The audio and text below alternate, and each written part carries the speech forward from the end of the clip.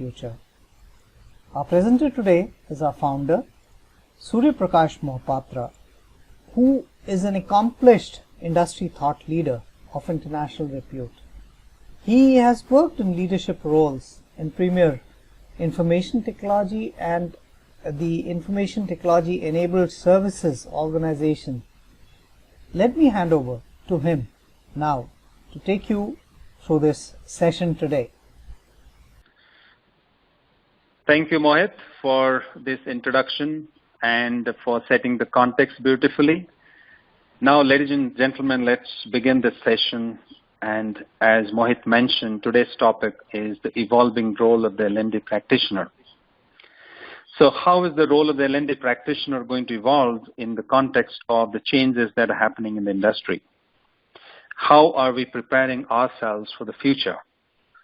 A future which is an uncertain future.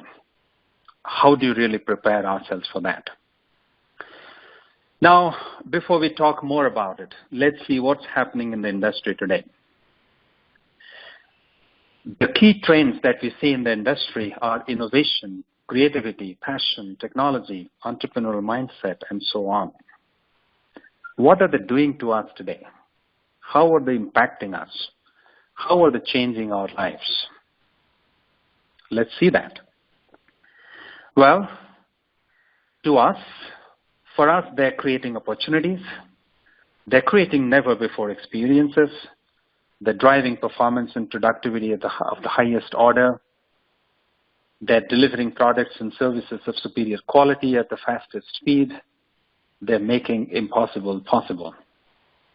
In other words, innovation, technology, passion, entrepreneurial mindset, all these are transforming our lives. Now let's see what else they're doing to us. The same innovation, creativity, passion, technology, entrepreneurial mindset, what else are they doing to us? If you look at them, they're also causing a few more things. While they're creating new experiences, while they're creating new products and solutions, they're also bringing us more stress. They're bringing us more competition, more complexity, more ambiguity. Business leaders are living with the fear of losing market share. There is rat race among people and organizations. There is uncertainty. Jobs are being taken over by machines. And in other words, they're disrupting lives. So ladies and gentlemen, for innovation, technology, entrepreneurial mindset, passion, and creativity, they're transforming our lives. At the same time, they are disrupting our life too. So we are living through the most exciting, at the same time, the most challenging times of our lives. What we are seeing today are giving us lots of hopes and aspiration. They're also bringing at the same time lots of frustration and stress and depression. If you look at the Aberdeen's methodology, they talk about pace as a trend. They say what's happening today is the outcome of pace. Pace stands for pressure, actions, and capabilities and enablers. So everything that's happening today in the industry is because there's a lot of pressure that organizations are going through. So if you look at pace in detail, you can see organizations are dealing with pressure. To deal with pressure, both external and internal, they are coming up with strategic actions. For them to be able to take strategic actions, they know they have to build capabilities. And they also have to have enablers. Enablers are the technology, they're the tools, they're the systems, they're the right policies and the guidelines and the frameworks and all of that which enable action against action to deal with the pressure that organizations are facing today. So as we see today, the most important thing in this space methodology is capability. So organizations really need to build capability to be able to take strategic actions, to be able to deal with the pressure of competition, pressure of rat race, pressure of losing market share, pressure of uncertainty, volatility, complexity and ambiguity, as we call the VUCA world. They need to really take actions, and they need to have the right capability, both organizational and individual, to be able to do that. So, ladies and gentlemen, as L&D practitioners, it boils down to us.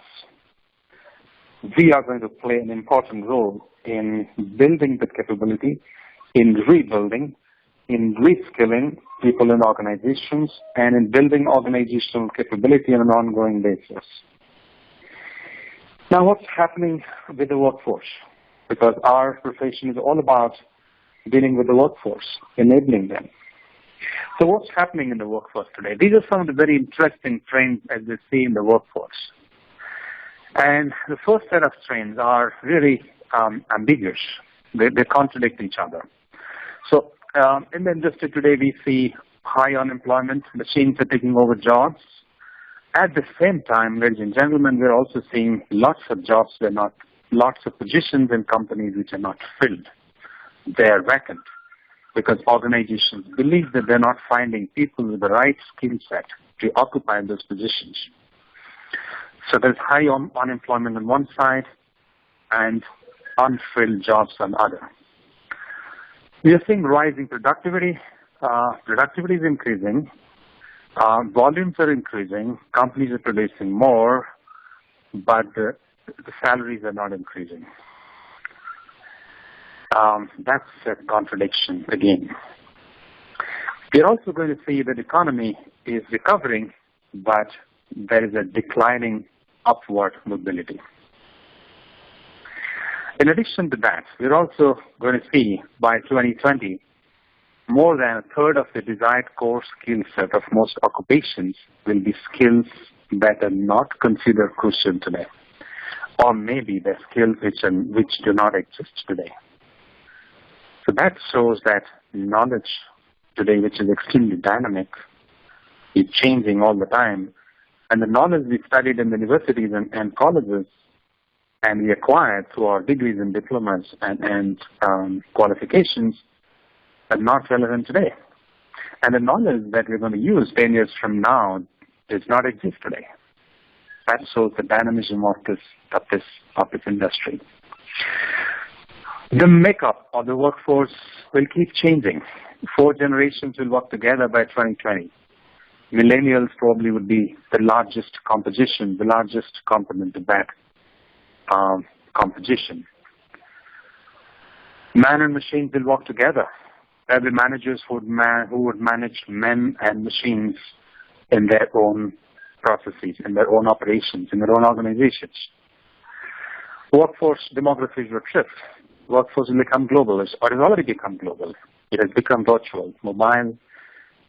People are spread across the globe, across countries and cultures. That means people will be learning on the go. They would need to learn on the go at any pace, at any place, wherever, from any parts of the globe. People with knowledge is no longer important because knowledge is readily available. Knowledge is available at the click of a button. The people with knowledge, which used to be the case in earlier times, people with specific knowledge were important, but today, if one wants to learn guitar, if one wants to learn basketball, if one wants to learn biochemistry, you really don't have to spend lakhs of rupees, hundreds, thousands of rupees to gain those qualifications that are available to you very, very conveniently.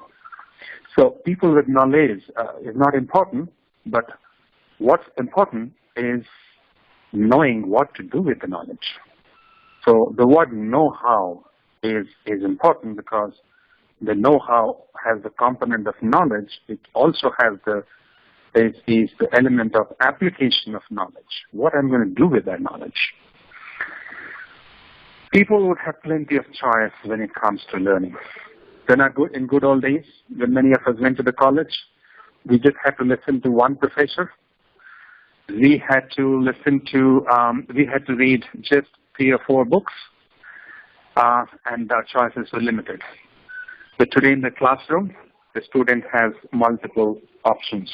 So they've already read many books. They've already Googled the topic that the professor is going to teach in the class, and they're going to go back and then have access to multiple sources for information and content and knowledge. So people are going to go away from us, from teachers, from trainers, from L&D practitioners if they don't like what we are imparting, if they don't enjoy what we are sharing with them, because they have other choices. What else is happening today? Organization structures are changing. Hierarchical structures of the past are breaking down. Large organizations are breaking down into smaller organizations. Large corporations have are kind of melting away, and small organizations are being formed. Small organizations are really facing a big challenge to large corporations. Self-empowered teams are emerging. In organizations, teams which are driven by a motive and objective, who can manage themselves, even in the absence of a leader, a manager, and a team, and they're taking charge of projects and programs in organizations. Very interestingly, fear, which was not regarded as a positive thing in the past, is being celebrated today. Failure is a new fashion. All of us are seeing thousands of startups. Startups are just emerging and they're just disappearing. But those startups are never being, those entrepreneurs who started those organizations not being looked down upon. They're being celebrated. So these are the changes that we see today. So in the context of the changes, in the context of what's happening all around us, in the context of the changes happening in organizations, in the overall market and the industry, changes in the workforce, in the composition and the nature of workforce, in the way we work, in the framework within which people operate today. In the midst of all the changes, how are the L&D practitioners really preparing themselves for the challenges ahead of them, and also for the exciting times ahead of them? Let's look at some of those. So the L&D practitioner's role today is going to change. And the L&D practitioners now and in future would be engaged in continuous generation of meaningful, vibrant, and relevant on-demand content accessible from anywhere. So their role is not so much going to be confined to the classroom delivering training, preparing curriculum for classroom sessions, but probably their role will shift towards generation of content which is meaningful, that's important, which is vibrant, because the millennial generation would look at content which is vibrant, which is interesting, which appeals to them, and it has to be relevant. It has to be available when they need it, on demand. L&D practitioners need to build an ecosystem and create context where people can discover who to collaborate with to develop capabilities. So they have to create the context. They have to create the right framework where people themselves can discover who is the SME in the organization, who are the folks that they can really need to collaborate with to develop their own capabilities. People are talking in organizations. People are collaborating. There's peer-to-peer collaboration happening. There's collaboration happening across the organization. L&D practitioners need to expedite that. They need to accelerate that. They need to make sure that this happens across the organization consistently. Their role is to facilitate interactions and ensure that this becomes part of the DNA of the organization, that people naturally, seamlessly collaborate with each other, because collaboration becomes intrinsic to the way people and organizations function. Because that's the way people are going to learn in future. And that's going to be the major shift. Let's look at some of the additional, some of the more changes that, we can talk about. As we move on, the L&D practitioners need to transition from learning provider to architects of continuous development. So we need to stop seeing ourselves as learning providers, content providers, trainers who impart training. Our role will change to architects of continuous development. So we need to ensure that people in organizations keep developing themselves, skilling and reskilling themselves, and we need to create ecosystem, the framework, the methodology which will enable that. Our role will shift from strategy enablers to strategy accelerators. So that's an important element of change that we're going to see. So L&D practitioners used to take the back seat. They used to look at them as a support function. Times changed. Their status improved to an enabling function. But now their strategy, their status is changing from enablers, strategy enablers, to strategy accelerators. They are going to enable business success. They are going to accelerate implementation of organization strategies by building the right capability in the organization. That's going to be another key major strategic shift in the role of L&D practitioner. As we move on, and we can see some more changes, that's going to shift from high quality service to proactive influence. So gone are the days where an L&D practitioner or a trainer or a training manager was excited about the fact that his or her training got extremely good feedback. They were taking pride in the fact that they provided high quality service, high quality training, which was appreciated by people. That's a given. Of course, that's required, but that's a given. People, L&D practitioners, are not going to get the brownie points. They're not going to get the credit. They're not going to get the appreciation and attention of business leaders if they just provide high quality service. They have to become influencers. They have to talk to the business leaders and then say, hey, Mr. CEO or the CHRO or the CHOs of the organization, let's sit down across the table and then let's discuss the business problems, the pain areas of the business, the challenges, how can training enable solutions to your problems. And they need to become proactive influencers. As we move on, we can see some more shifts, some more evolution in the role of L&D practitioners. We're going to move away from content creators and then we'll become content curators. We talked about it when we discussed the emerging trends in the industry, emerging workforce trends. We said that content will be available everywhere. Content will be accessible. Content will be available in plenty. But we would have a problem of the plenty. While people have choice, but they would have so many choices, they would need help. They would need direction. Because that is going to be information overload. There's going to be content overload. And they will not know how to deal with that.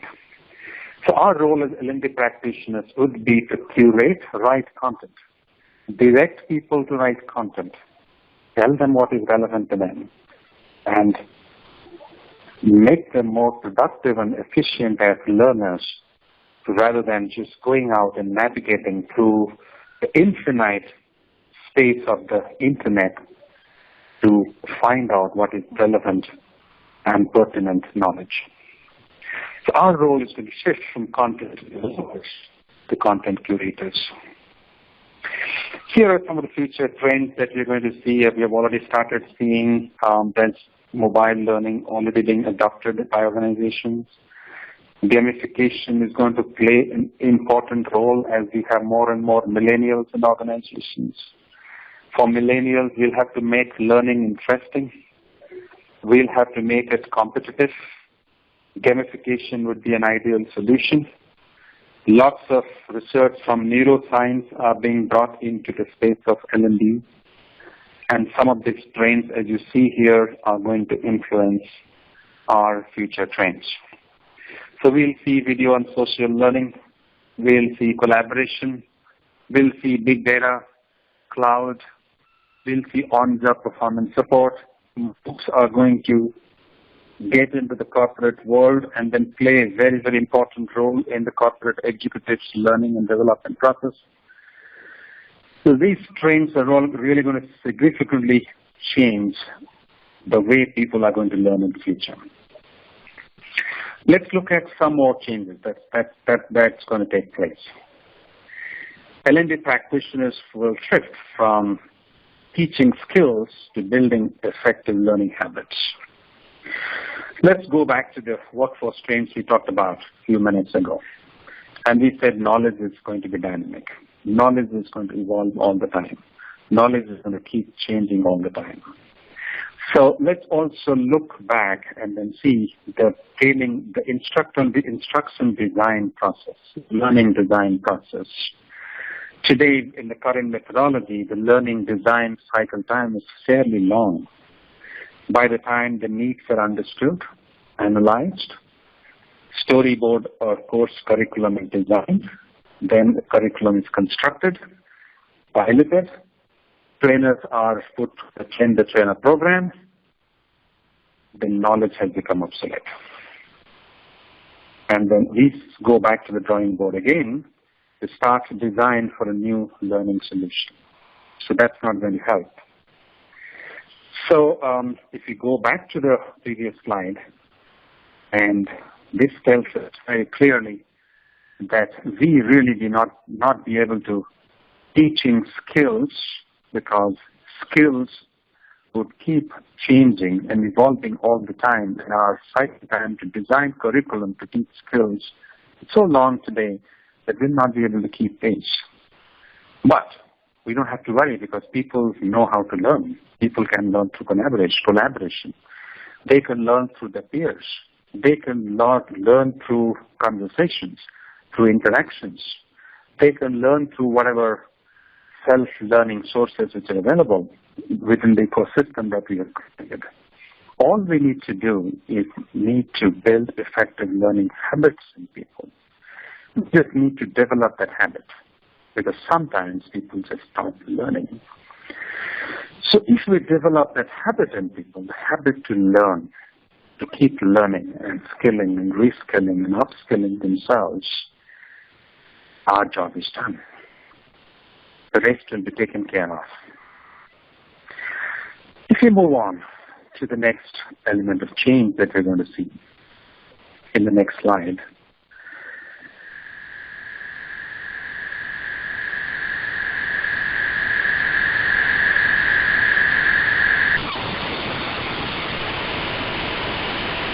here we are talking about imparting knowledge to people.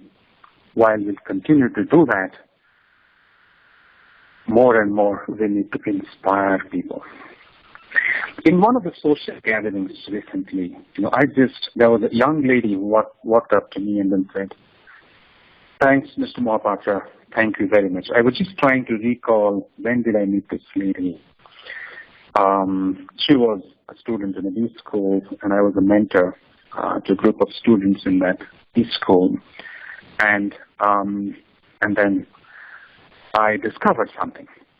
She told me, "Mr. Mohapatra, thank you very much. Because of you, I could able to pursue my interest. My interest was music. And today I'm pursuing my music rather than pursuing a career as a corporate executive in an organization. Thank you very much for inspiring me to take up something which is my passion." The point that I want to drive home is that we really need to inspire people, and it's much more than just imparting knowledge, because people will figure out how to get knowledge. People will figure out where to find this. But our role is going to be to inspire people and L&D practitioners to take up something which is their passion, to take up something which is their strength, to take up something where they can become fairly successful and make a career. That's the major shift that we are going to see. Let's move on.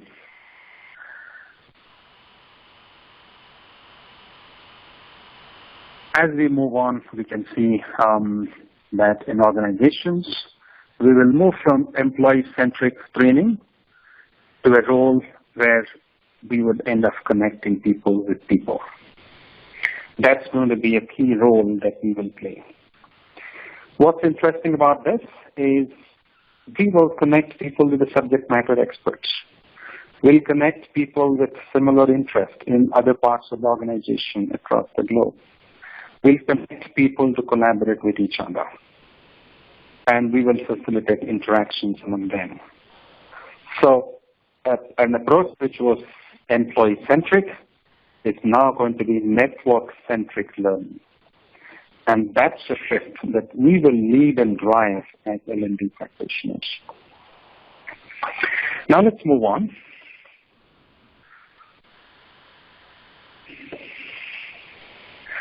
So, ladies and gentlemen, we talked about some of the very interesting shifts that we're going to see in the L&D space. And we also saw how L&D practitioners are going to change their approach, how they're going to shift their role, how is their role going to evolve from what it was yesterday to what it is today and what it is going to be in the future. But let's remember, transformation is not just about a set of tools. Transformation is about the right tool set and the right skill set and the right mindset. The most important element in this transformation journey, in this evolution, is going to be the transformation of the mindset.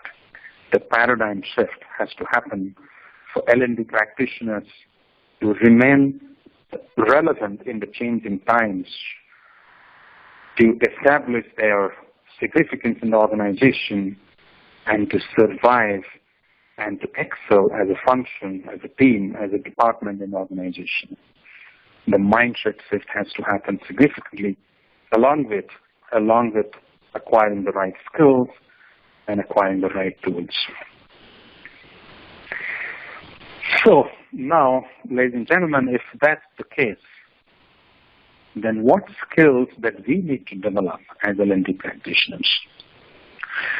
We did a survey. The L&D Global Organization did a survey. We reached out to a few industry leaders and we asked them, what do you think are the skills that L&D leaders in your organization should have? And after asking some of the important leaders in the industry, this is what we came up with. The 10 skills that you can see here, these are the top 10 future skills for L&D practitioners. Most interestingly, many of you will probably curse me for saying this, but that's the fact. The leaders came back and then said, empathy and love for people is the most important skill that we want to see in our L&D leaders. There's a question that we need to ask ourselves. There's a bit of soul searching that we need to do, but that's the reality. Most of the business leaders say that. Ability to influence and persuade leaders and people. Performance consulting. Ability to cope with ambiguity.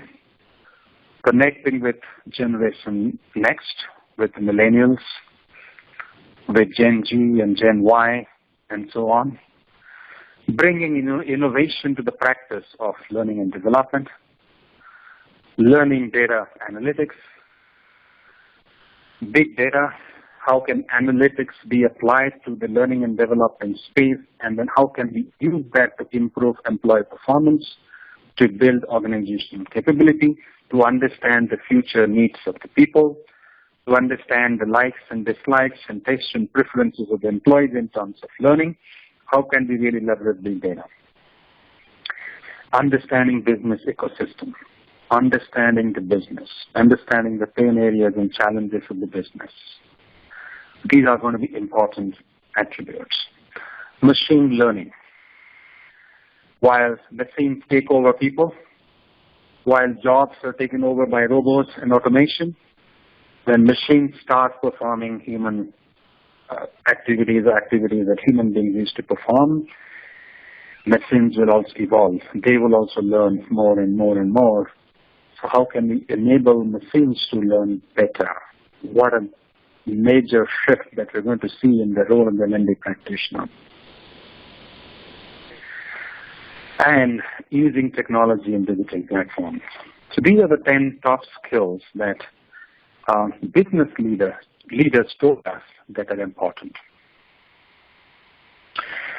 Now, as we move on, we talked about technology, we talked about the future changes, we talked about the new methodologies, we talked about how the business models changing. Now let's look at some of the timeless principles which are important. While everything is changing, the world is changing, the industry is changing, while we are changing as a function, as a professional, as a role, we will see that few things are not going to change. They're timeless principles. They have stood the test of time. Purpose and usability would drive the choice of technology. It's the purpose and the need which will drive technology. It's not the other way around. Technology is the accelerator of momentum and not the creator of momentum. Technology cannot create momentum. It can only accelerate it. It can expedite it. It can make it more productive and efficient. But it cannot create momentum. Human beings can do that. Most successful technology is the one which brings people together. Technology which separates people from each other is not a good technology, it's a bad technology. Learning happens through passion and not through the use of technology. While e-learning, online learning, gamification, whole lot of evolutions in video learning and mobile learning, we will pose a challenge and threat to the role of the teacher, the trainer, or the L&D practitioner, or the guru. But the guru's role will remain intact. The value of the guru would always remain intact. Learning is maximized when the learner gets an opportunity to reflect on her experience as part of the learning process. So element of reflection, getting people to reflect on their experiences, on new knowledge, new interactions, making them to reflect, think, and make them to think is going to really enable learning. As we move on and talk about the fundamentals don't change. Empowerment of people, content, audience engagement, common sense, competence, providing meaning in our content and delivery, enthusiasm and trust. These fundamentals have stood the test of time. In the process of evolution of the L&D practitioner's journey, these fundamentals will get stronger and stronger. They will neither disappear nor become weaker. They will remain relevant all the time.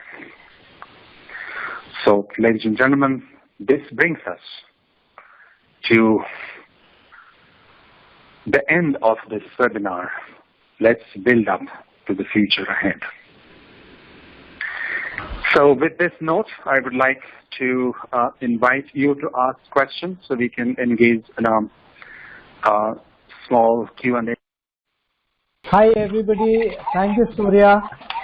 Now we are opening the floor up through the audio.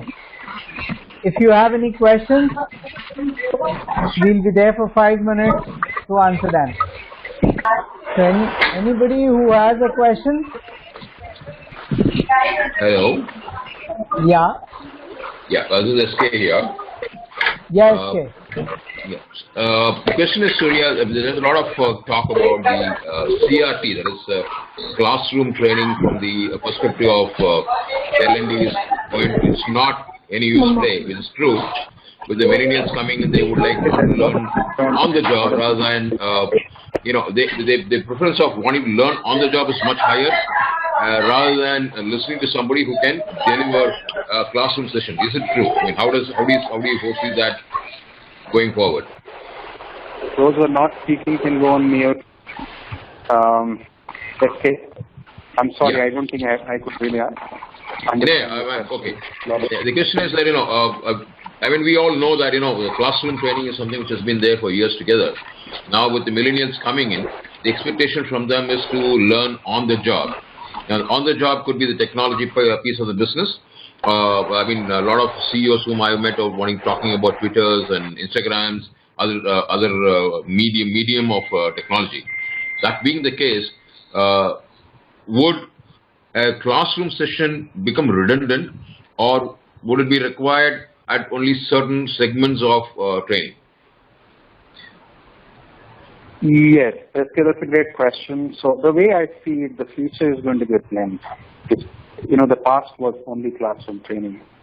The future is going to be an interesting blend of classroom training plus collaborative learning, social learning, self-learning, learning through technologies like gamification and mobile learning, video learning, and YouTube, and so on. So when I talk to millennials, they tell me, give us autonomy, help us, give us the right environment where we can learn from each other. And some of them even have told me, involve us in the design of the learning program. They want to be, contributors to the learning design process. The learning design that we're putting together for them, they want to be part of that learning process. Yes. So that's an interesting shift. So yes. They say, we will learn ourselves, but you connect us with the right people in the organization from whom we can learn in an informal manner using different other collaborative platforms, etc. So while classroom training will not become redundant, but I think this is going to be one of the mediums of the entire learning journey. And I think from a structured classroom environment where instruction happens within the four walls of a classroom, this is going to open up. This is going to go beyond that. So learning or training which used to be just a project or event is now going to become a journey. Which will blend. Mohit here. Yes, this is Mohit here. And Amit Jindal has a question. He is asking, do you think the knowledge networks like Practitioner will play an important role in future of learning in HR? Absolutely, because as I mentioned, that the future is going to be network learning. It's not just going to be individual employee-centric learning. And learning platforms like Practitioner, which provide elements of gamification, collaboration, competition, have the right ingredients for learning, especially for millennials.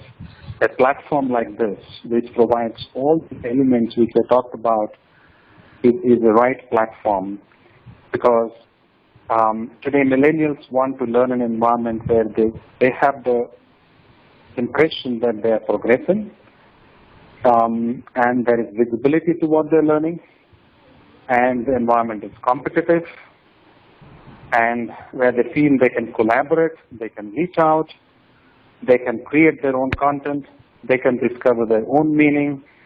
Knowledge networks and platforms like Practitioner are going to provide the right opportunity and technology to people to learn.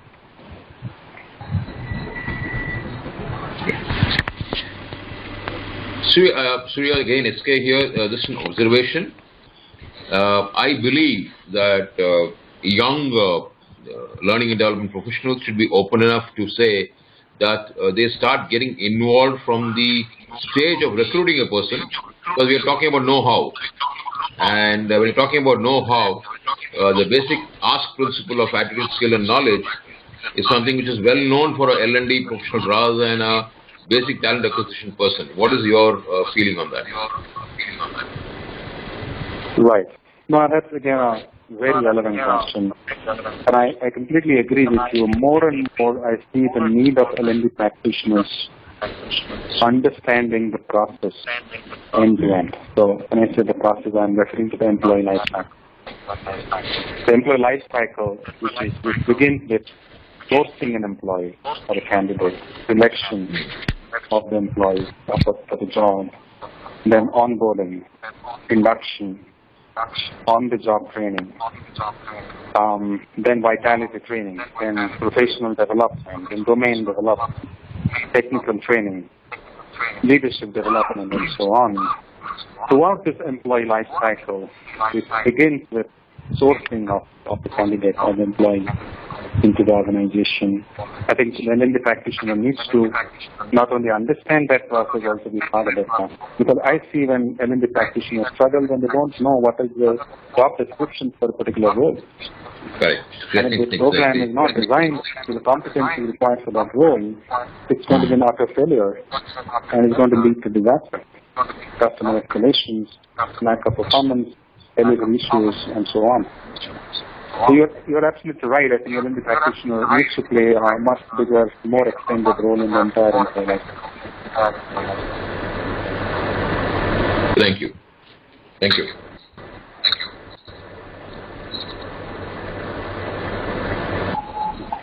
Surya, I have a question. Yeah, Debashish. Yeah. So the question I have is basically, the dynamism around the entire future of L&D, which you shared with us, also requires a fair degree I would not really say fair degree, a quantum change in the way an L&D professional needs to undergo, change. So while the requirement and what is that which would happen in the future is something which you shared certain glimpses of it, what would be your thoughts around how should one position himself or herself to be part of this evolving and changing futuristic platform? Because conventionally looking at it, it's not been very easy for L&D professional to change, primarily for two reasons. One is there is this sort of a preconceived notion that once I have gained certain level of prominence within L&D, I think I know a lot and I believe I know a lot. And two is for certain bandwidth of L&D professionals, technology is not that easy to embrace as what it would be for a younger generation.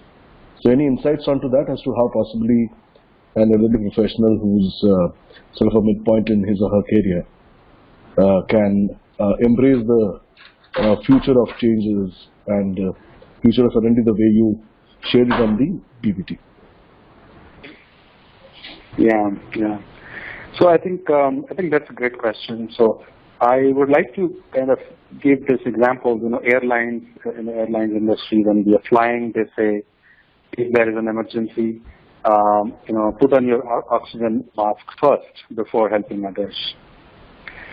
So while the industry is changing, the workforce, has to upskill and reskill. And L&D practitioners will play a key role in upskilling the workforce. But before they upskill others, we have to put the oxygen mask on ourselves before we really go out and help others. So as we empower and enable the larger population of the organization to upskill and reskill, we have to upskill ourselves. I think it begins with the awareness that things are changing. When I go to different conferences and seminars and meet people in organizations, I realize that awareness doesn't exist, unfortunately. So there has to be an awareness that the industry is changing. So understanding and appreciation of what is changing, how it is changing, how it is going to impact the overall landscape of the industry, how it is going to impact the workforce, how it is going to impact the L&D practitioner, what changes we need to bring in ourselves in terms of skills, in terms of competencies, in terms of our behavior, in terms of our strategies for the future. Understanding that is going to be extremely important.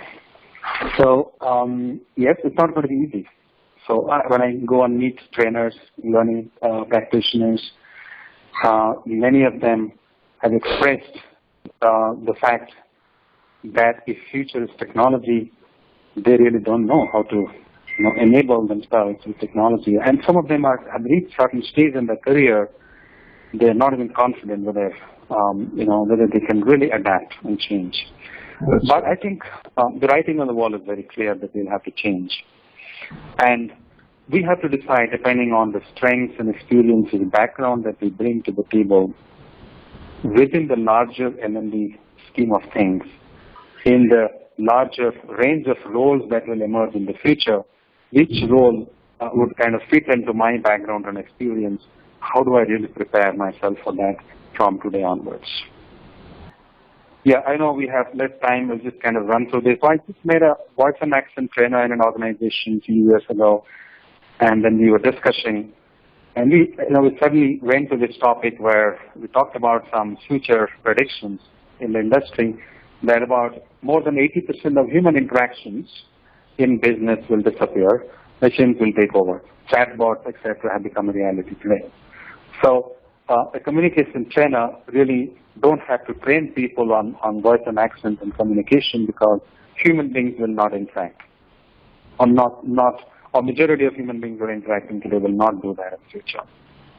So why do you really, position yourself? So, So I was just talking to this gentleman. I said that, you need to really now look at overall business context.